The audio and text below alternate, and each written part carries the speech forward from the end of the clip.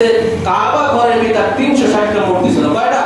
360টা মূর্তি আল্লাহ রাসূল লাঠি দিয়া বাইরে ভাঙছে আর বলছে হক আসছে, বাতিল দুর্বৃত হয়ে গেছে, বাতিল আর কোনোদিন মাথা চাড়া দিয়ে আর থাকবে না। কথা বলেন ঠিক কিনা? আজ 1500 বছর পরে এখন তোমাকে মুসলমানের খাতায়ও নাম রাখো, আবার তুমি দুর্গ বুঝে দাও। কথা বলেন ঠিক কিনা? এর বলে গুইয়া মুসলমান। গুইয়া মাসি বলে মিষ্টির বড় বলে আবার গুরু বড় বলে, আছে না নাই? এমন মাসে আছে না নাই? তাই আমাদের মুসলমান হইতে হবে মধু পোকা মুসলমান। কথা বলা ঠিক কিনা?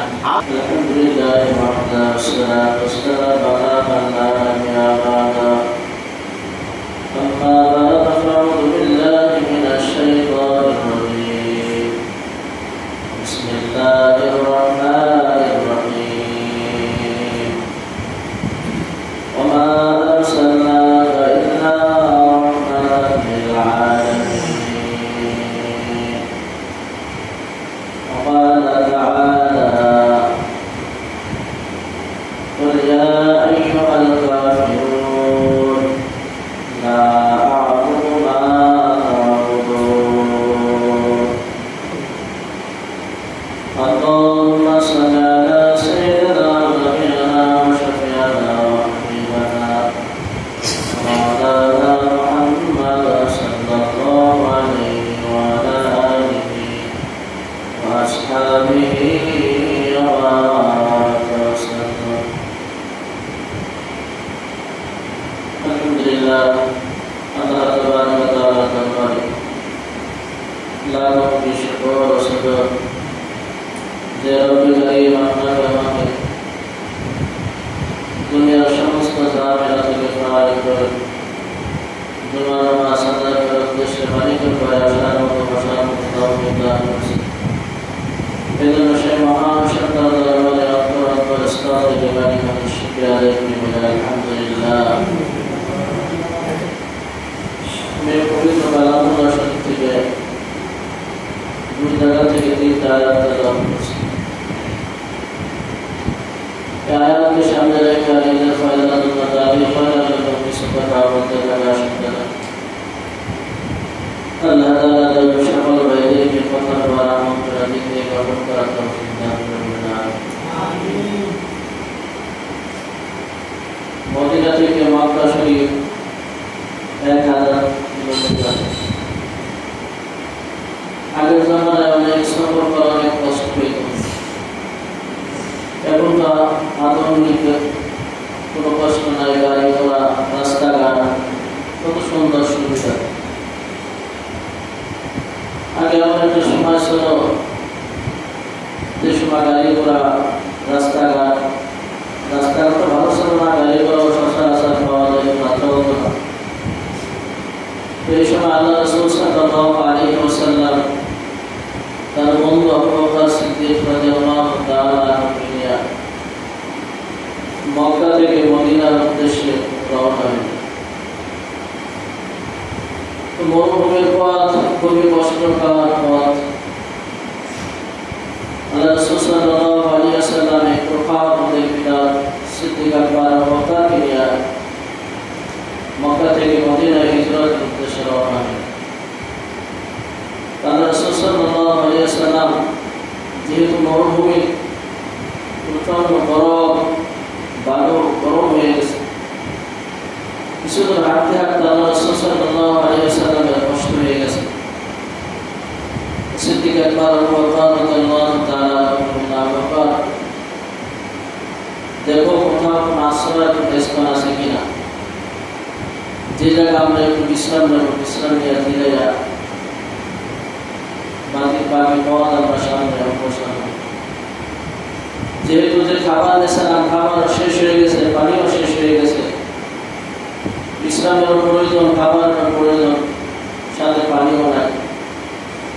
সিদ্দিক আকবর হযরত আবু বকর সিদ্দিক রাদিয়াল্লাহু তাআলা আনহু সামনের দিকে তাকাইলেন। তাকাইয়া একটা শক্তি ফুটে তার একটা ছোট একটা মনে হলো যে কোনো মানুষের কোনো বসবাসের স্থান। সিদ্দিক আকবর আবু বকর রাদিয়াল্লাহু তাআলা আনহু সত্যি রাখতেছে, ইয়া রাসূলুল্লাহ ইয়া হাবিবাল্লাহ। 3 সামনের দিকে তাকান, দেখেন ওই একটা ঘর, ছোট একটা মনে হয় যে কোনো মানুষের স্থান। সিদ্দিক আকবর আবু বকর রাদিয়াল্লাহু তাআলা আনহু বললেন, ইয়া রাসূলুল্লাহ, সামনের দিকে তাকান, দেখেন ওই একটা ঘর, ছোট একটা মনে হইতেছে একটা বসত বাড়ি। আল্লাহ রাসূল সাল্লাল্লাহু আলাইহি ওয়াসাল্লাম বললেন, ঠিক আছে চলো এখানে।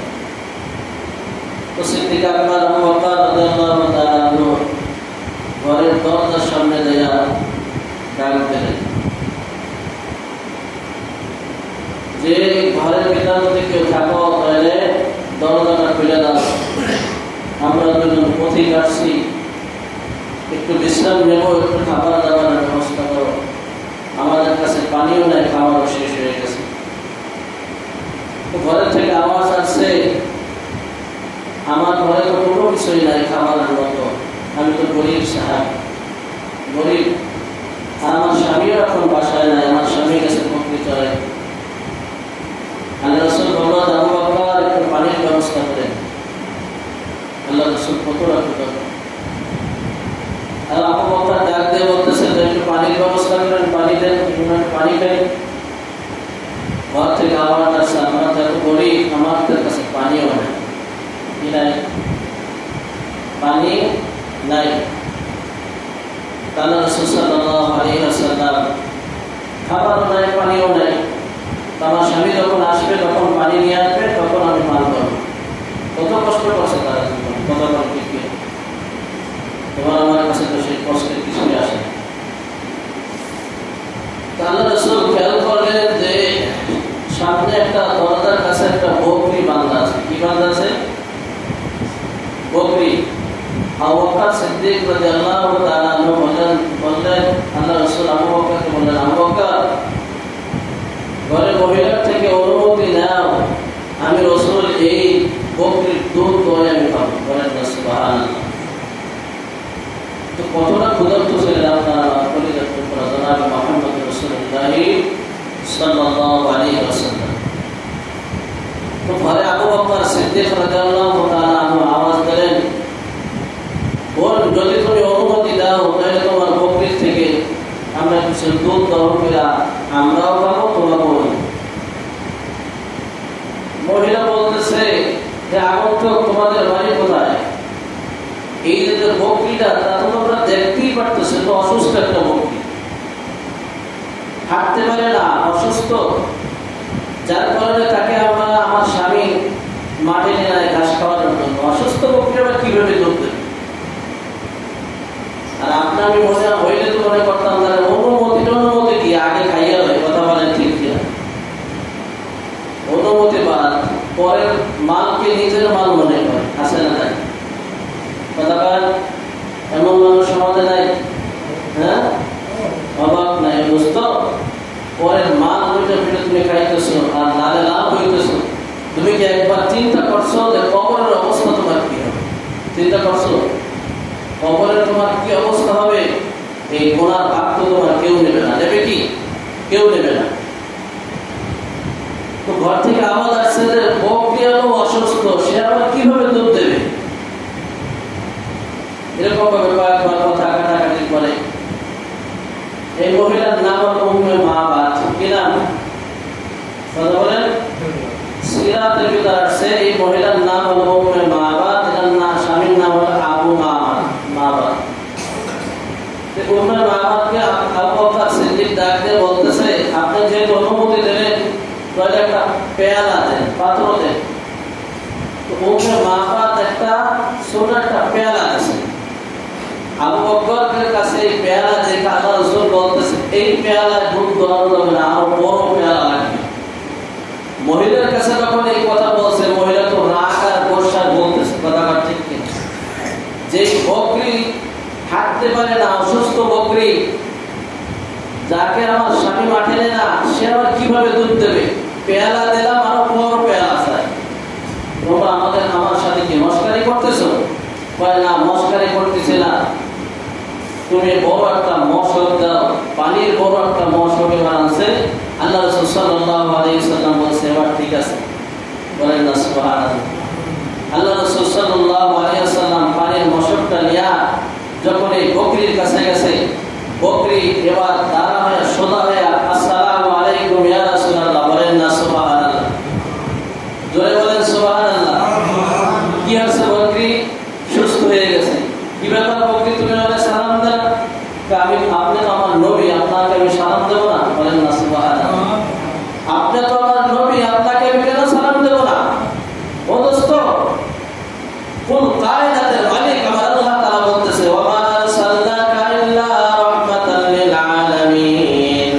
আমার হাবিবকে দুনিয়ার সমস্ত জিনিসের নবী বানায়া আমি আল্লাহ তাআলা বানাইছি, বলেন না সুবহানাল্লাহ। আমার নবীকে দুনিয়ায় আমি সব জিনিসের রহমত হিসেবে পাঠাইছি। একটা কাফের, একটা বকরি, একটা গাছ সে নবীকে চেনে না। নবী কিভাবে রহমত? আল্লাহু আকবার। নবীর বয়স যখন 12 বছর, খাজা আবু তালেব নবীকে নিয়ে সিরিয়ায় ব্যবসার উদ্দেশ্যে যাইতেছে। মক্কা থেকে অদূর 1500 কিলোমিটার পায়ে হেঁটে যাইতে হইতেছে ব্যবসার উদ্দেশ্যে, বা উঠে যাইতেছে। তো খাজা আবু তালেব খেয়াল করলো ভাতিজার অনেক কষ্ট হইতেছে, পরিশ্রম হয়ে গেছে, বেশি একটু বিশ্রামের দরকার আছে।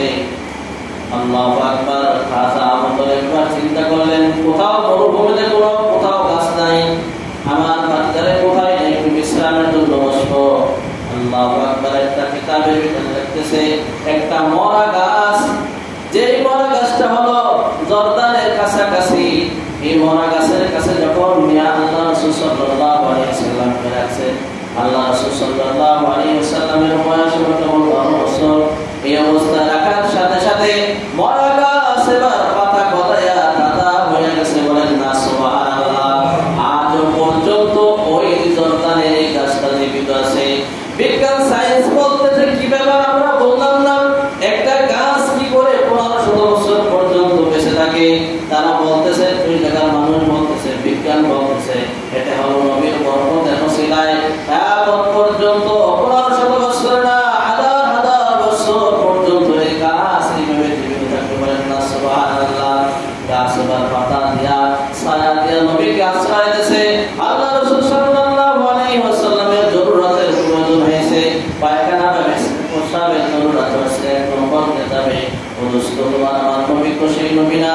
তোমার আমার প্রস্রাব আসলে, পেট পড়া থাকলে উত্তর দিক থেকে বাতাস আসতেছে, ওই অবস্থাতে বিলামাইরা দেয় বাতাসে, ওই পানি ওই প্রস্রাব বিলামায় গায়ে পায়ে লাগে কি লাগে না। আল্লাহ রাসূল তো সেই মানুষ না। আল্লাহ রাসূল এবার লজ্জা বোধ করতেছে, এদিক ওদিক তাকাইতেছে কোথায় জরুরত সারবে। গাছগুলা আয়েশা নবীকে চতুর্দিক থেকে ঘেরাও করে বলতেছে, ইয়া রাসূলুল্লাহ, ইয়া হাবিবাল্লাহ, এবার আপনার জরুরত আপনি সারে, চতুর্দিক থেকে আমরা আপনাকে আড়াল দিয়া দাঁড়াইতেছি, বলেন না সুবহানাল্লাহ। নবী গাছেরও নবী, কথা বলে ঠিক, নবী মাছেরও নবী, নবী পিপিলিকারও নবী। আমাদের সকল জাতির নবী হলো মুহাম্মদ সাল্লাল্লাহু আলাইহি ওয়াসাল্লাম। হাদিসের ভিতরে আসছে একটা খ্রিস্টানের বাচ্চা যখন দুনিয়াতে আসে তখন মুসলমান হয়ে জন্ম হয়। একটা নাস্তিক যখন দুনিয়াতে আসে তখন মুসলমান হয়ে দুনিয়াতে আসে। একজন হিন্দুর সন্তান যখন দুনিয়াতে আসে তখন মুসলমান হয়ে আসে। কিন্তু ওই যার যার ধর্ম, এই ধর্ম অনুযায়ী শেষে ওইভাবে বিকৃত হয়ে যায়। কথা বলেন ঠিক কিনা? বাপ যদি নাস্তিকতা করে তো সন্তান নাস্তিক হয়ে যায়, বাপ যদি খ্রিস্টান থাকে অটোমেটিক খ্রিস্টান হয়ে যায় আস্তে আস্তে সহবাদ। আর বাপ যদি মুসলমান হয় তো মুসলমানের সন্তানই মুসলমান হয়। কথা বলেন ঠিক? তো দোস্ত, এই নবী সবার নবী ছিলেন, আশরাফুল মাখলুকাতের নবী, জীব জন্তুর নবী। সাহাবীদের একটা জামাত নিয়া আল্লাহু আকবার সেই জঙ্গলে, আফ্রিকার জঙ্গলে গেছে। আফ্রিকার জঙ্গলে যায়, এখন ওখানে তো কোনো মুসলমান নাই, সব খ্রিস্টান অন্য জাতি। কিন্তু মুসলমান এখন থাকবে কোথায়? এখন এই মুসলমান যারা গেছে তারা বলতেছে, যেহেতু আমাদেরকে নিয়ে আসছেন, এখন থাকার জায়গাতে খাবারের ব্যবস্থা করে, কোথায় আমরা থাকবো, আপনি কোথায় নিয়ে আসছেন? তো আল্লাহ রাসূল সাল্লাল্লাহু আলাইহি ওয়াসাল্লামের সাহাবী বলতেছে যে আল্লাহ রাসূল সাল্লাল্লাহু আলাইহি ওয়াসাল্লামের 70 দিনই আমরা এখানে দাওয়াতের জন্য আসি। কথা বলেন ঠিক কি? তো আল্লাহ রাসূল সাল্লাল্লাহু আলাইহি ওয়াসাল্লামের সাহাবী বলতেছে, দেখো উঁচু একটা কোনো জায়গা স্থান পাওয়া যায় কিনা। তো বলো উঁচু একটা জায়গা পাইছে। তো এই সাহাবী যায় ওই জায়গা এলান দিয়েছে, আমরা হলাম জনাবে মুহাম্মদ রাসূলুল্লাহ সাল্লাল্লাহু আলাইহি ওয়াসাল্লামের সাহাবী, আফ্রিকার জঙ্গলে দ্বীনের দাওয়াত দেওয়ার জন্য আসছি। যেহেতু এখানে সব কাফের, কাফের, এরা কাফের আমাদেরকে আশ্রয় দেবে না, আজকে আমরা জঙ্গলে থাকবো। হিংস্র প্রাণী তরবারি নিয়ে বলতেছে, তোমরা মুহূর্তের ভিতর এই জঙ্গল খালি করে দাও, আমরা রাসূলের সাহাবী এই জায়গা থাকবো। বলেন না সুবহানাল্লাহ। এই ঘোষণা দিতে দেরি হয়েছে। আল্লাহ রাসূল সাল্লাল্লাহু আলাইহি ওয়াসাল্লামের সাহাবী বলতেছে, প্রত্যেকটি বাচ্চা সহকারে, ডিম সহকারে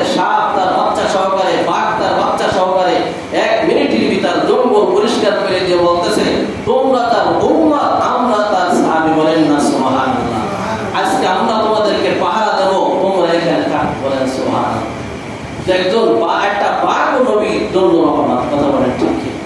তো আল্লাহ রাসূল সাল্লাল্লাহু আলাইহি ওয়াসাল্লাম বলতেছে আবু বকর সিদ্দিক রাদিয়াল্লাহু তাআলা পেয়ারা আমার কাছে দাও। পেয়ারা নিয়ে যখন বকরির কাছে গেছে, বকরি সালাম দিয়ে বলতেছে ইয়া রাসূলুল্লাহ ইয়া হাবিবাল্লাহ, আপনি তো আশরাফুল মাখলুকাতের নবী, হিংস্র জানোয়ারের নবী, আমার নবী, আমি কেন আপনাকে চিনব না? আপনি আমার কাছ থেকে দুধ পাবেন, এই জন্য আমি খুশিতে আজকে আমি আল্লাহ তাআলা আমাকে জিন্দা বানাইছে, আমাকে সুস্থ বানাইছে। বলে আল্লাহু আকবার। আল্লাহ রাসূল সাল্লাল্লাহু আলাইহি ওয়াসাল্লামের হাত মোবারক দিয়া এবার স্তনে যখন হাত লাগাইছে, তাদের দেখে মুহূর্তের ভিতরে স্তনটা বইরে গেছে।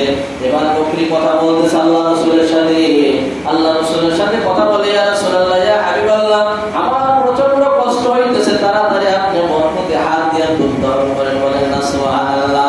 উম্মে মাবাদ দরজা ফাঁক করে এই দৃশ্য দেখতেছে, কি ব্যাপার, আমার বকরি অসুস্থ, বকরি এখন সুস্থ হয়ে গেল, কারণটা কি? আল্লাহ রাসূলের সাথে কথা বলতেছে, এত সুন্দর একজন মানুষ জীবনে কোনোদিন আমি দেখি নাই। আল্লাহু আকবার। কত সুন্দর চুল, কত সুন্দর চেহারা, কত সুন্দর দাড়ি, এত সুন্দর মানুষ আমি জীবনে কোনোদিন দেখি নাই। উম্মে মাবাদ দরজা ফাঁক করে এই দৃশ্য দেখতেছে। আল্লাহু আকবার। এত সুন্দর মানুষ কোথা থেকে দেখবে? ইনি তো জনাবে মুহাম্মদুর রাসূলুল্লাহ সাল্লাল্লাহু আলাইহি ওয়াসাল্লাম। মিশরের নমুনা কি করছে জুলাইখার, আল্লাহু আকবার, ইউসুফকে দেখা মিশরের মেয়েরা হাত কেটে ফেলেছে। কথা বলেন ঠিক কিনা? আপেল না কাটতে পেরে হাত কাটছে। আমাদের আয়েশা বলতেছে ওই জায়গা যদি আপনার আমার নবী হইয়া আমার স্বামী মুহাম্মদ যদি ওই জায়গা থাকতো, মিশরের মেয়েরা আঙ্গুল কাটতো না, শুধু কলিজাটা কেটে ফেলাইতো। বলেন সুবহানাল্লাহ। আপনার আমার নবী এত সুন্দর, এত সুন্দর। বলেন না সুবহানাল্লাহ। আল্লাহু আকবার। উম্মে মাবাদ সব দৃশ্য দেখতেছে।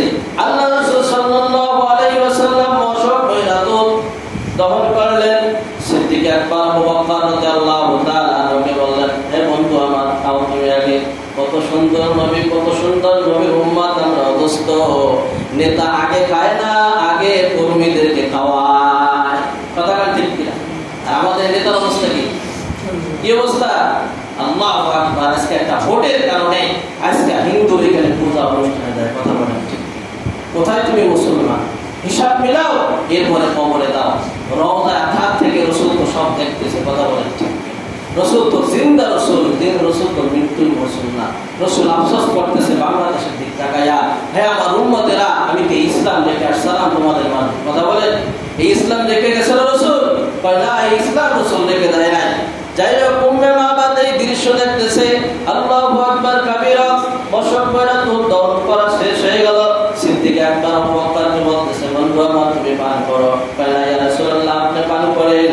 কয় না, তুমি আগে পান করো। আবু বকর সিদ্দিক পান করল। আল্লাহু আকবার। এরপর রাসূল পান করার পরে বলল, আবু বকর এবার দুধের হালাত কি দেখো। কয় ইয়া রাসূলুল্লাহ ইয়া হাবিবাল্লাহ, যতটুকু দুধ মশকে ছিল ততটুকুই দুধ আছে, ওটা দুধ তো কমে না। বলতেছে, যাও এই মশক ধইরা উম্মে মাবাদের কাছে দিয়ে আসো। উম্মে মাবাদের কাছে দিয়া আল্লাহ রাসূল সাল্লাল্লাহু আলাইহি ওয়াসাল্লাম কেবল সূর্য আস্তে আস্তে হেলতেছে, ছায়া আস্তে আস্তে পড়তেছে, এখনো রোদ আছে, রোদের ভাব যায় নাই। আল্লাহ রাসূল হাঁটতেছে আবু বকরকে নিয়া, এক খণ্ড মহামেঘের ছায়া আয়েশা আল্লাহ রাসূল সাল্লাল্লাহু আলাইহি ওয়াসাল্লামের মাথায় এরকম ভাবে ছায়া দিতেছে। বলেন না আল্লাহু আকবার, আল্লাহু আকবার। উম্মে মাবাদ ঘর থেকে বের হইয়া বলতেছে, হে পথিক, তোমাদের বাড়ি কোথায়? তোমাদের পরিচয় কি? একটু পরিচয় দিয়ে দাও। আর কান্নাকাটি করতেছে, বলতেছে, এত সুন্দর দামি মেহমান আজকে আমাদের বাড়ি থেকে চলে যাইতেছে, তোমরা আসো আমার বাড়ি, আর কিছু সময় থাকো, আর লেট করো। আল্লাহ রাসূল সাল্লাল্লাহু আলাইহি ওয়াসাল্লাম আবু বকরকে নিয়ে সামনে চলতেছে। হাঁটতে হাঁটতে এক পর্যায়ে মক্কা চলে গেছে, সন্ধ্যা ঘনায় আসছে। এবার আবু মাবাদ তার স্বামী বকরি নিয়ে বাড়িতে আসছে। আসার পরে দেখে এত বড় একটা সুঘেরান, যেই ঘেরান কোনদিন পায় নাই, এত সুন্দর একটা ঘেরান। স্ত্রী কাঁদতেছে, বলতেছে, স্ত্রী আমার, তুমি কেন কাঁদতেছো? স্বামী আমার, তাড়াতাড়ি ঘরে আসেন, আজকে একটা মজার কাহিনী আপনাকে বলবো। এত সুন্দর ঘেরান আমি কোনোদিন তো পাই নাই। বলেন না সুবহানাল্লাহ। আমাদের আয়েশা রাদিয়াল্লাহু তাআলা আনহা বলেন, আল্লাহ রাসূলের খাম মোবারক দিয়া মানুষ কি করতেন, বড় বড় অনুষ্ঠান, বিবাহ অনুষ্ঠানে এইগুলা খামগুলা মিশকে আম্বর বানায় ব্যবহার করতেন। বলেন না সুবহানাল্লাহ। বলতেছে, কি কে আমার বাড়িতে আসছে, এত সুন্দর ঘেরা, এত সুন্দর বলেন কেন, কি বলতেছে? উম্মে মাবাদ বলতেছে এরকম ভাবে দুই পথিক আসছে, তো আসার পরে এই কাহিনী সব বলার আমার সময় নাই। বলতেছে তাদের পরিচয় একটু বলো, এত সুন্দর কণ্ঠ, এত সুন্দর চেহারা, আমি মনে করি আসমান থেকে ফেরেশতা নামে আসছে। এরপরে কোন দিক গেছে? সে এইভাবে এই পথ দিয়ে রওনা হয়ে গেছে। ইনি হলো শেষ দাদামা, শেষ নবী মুহাম্মদুর রাসূলুল্লাহ সাল্লাল্লাহু আলাইহি ওয়াসাল্লাম। বলেন না সুবহানাল্লাহ। বিবি আমি তো কিতাবের ভিতর পাইছি, এই জন্য আমি এই পথে ঘর বানাইছি, আমি এই জায়গা ঘর বানায় থাকার জন্য, বসবাস করার জন্য এই জায়গা থাকি নাই। এই নবী এই দিকখান থেকে যাবে আর আমার ঘরে একদিন মেহমান হবে, এই জন্য আমি এই জায়গা কাঠুরি বানায় ঘর বানাইছি। চলো আমার স্ত্রী কাঠুরি ভাঙ্গো, বকরি চাউল নিয়ে তাড়াতাড়ি মদিনার উদ্দেশ্য দাও। হাঁটতে হাঁটতে অনেক কষ্ট প্রদান আদা করার পরে আল্লাহ রাসূল সাল্লাল্লাহু আলাইহি ওয়াসাল্লামের কাছে যে বলতেছে, ইয়া রাসূলুল্লাহ, ইয়া হাবিবাল্লাহ, উম্মে মাবাদ বলতেছে, ইয়া রাসূলুল্লাহ, ইয়া হাবিবাল্লাহ, আমি সেই মহিলা যে মহিলার করে আপনি মেহমানদারি করছিলেন, অসুস্থ বকরির থেকে দুধ দহন করছিলেন, আমি সেই মহিলা উম্মে মাবাদ। তুমি তো আমার মেহমান, আমি তোমার খেদমত করব। আপনার খেদমত সারা জীবন আমি নিতে চাই। আমরা স্বামী স্ত্রী একসাথে কলেমা পড়া মুসলমান হয়ে যাইতে চাই। ও মুসলমান, সেই মুসলমানের সন্তান কি করে আজকে দুর্গ বুঝায় দেয়, আমার তো বড় কষ্ট লাগে আর আফসোস লাগে। আল্লাহ তাআলা বলতেছেন, বলে ইয়া আইয়ুহাল কাফিরুন, হে কাফের সম্প্রদায়, লা আ'বুদু মা তা'বুদুন, হে নবী আপনি বলেন তোমরা তার ইবাদত করো, আমি তার ইবাদত করি না। আজকে মুসলমান হয়ে কিভাবে টুপি মাথায় দেয়া, কিভাবে পাগড়ি মাথায় দিয়ে আজকে দুর্গ বুঝায় দাও। ওই কোন মুসলমান, কোন খ্রিস্টান, কোন হিন্দু তো আজকে তোমাদের নামাজ দেখার জন্য মসজিদ আসলো না। ওই মুসলমানদের উৎসব হলো ঈদের দিন, কোরবানির দিন, জুমার দিন। কথা বলেন ঠিক কিনা? কোন একটা হিন্দুকে আজ পর্যন্ত মসজিদে আনতে আমরা পারি না, এই কথা কারণ ঠিক কিনা? ধর্মদাতার উৎসব সবাই বলেন নাউজুবিল্লাহ, বজরে বলেন নাউজুবিল্লাহ। আল্লাহু আকবার। তাহলে বউ বিয়েদারদার বউ সবাই, কথা কর, বিয়েদারদার বউ সবাই, দোকানদারদার মাল সবাই, কুকুরদারদার মাছ সবাই, কথা বলেন কিনা? কথা বলেন না, বলেন না? ধর্মদারদার উৎসব সবাই, বলেন নাউজুবিল্লাহি মিন যালিক। ধর্মদারদার না, ধর্ম সবাই, উৎসব দারদার, কথা বলেন ঠিক কিনা? ওরা আমাদের মুটা আসলো না, ওরা আমাদের মাহফিলে আসলো না, ওরা আমাদের হজের ময়দানে আসলো না, ওরা তো আমাদের ঈদগাহে কোনো সময় আসলো না, মসজিদে নামাজ পড়ার জন্য আসলো না, ঈদের দিন কোনো সীমাই পাকাইলো না, কথা বলেন ঠিক কিনা? তুমি কেন দুর্গা পূজায় যে মন্দিরে দাও? একটু সম্মানের কারণে, একটু ভোটের কারণে। তোমার মতো মুসলমান নাম্বার ছাড়া মুসলমান, তোমার আছে শুধু মোস আর নাই তোমার মান। কথা বলেন, এই মুসলমানের যে কসম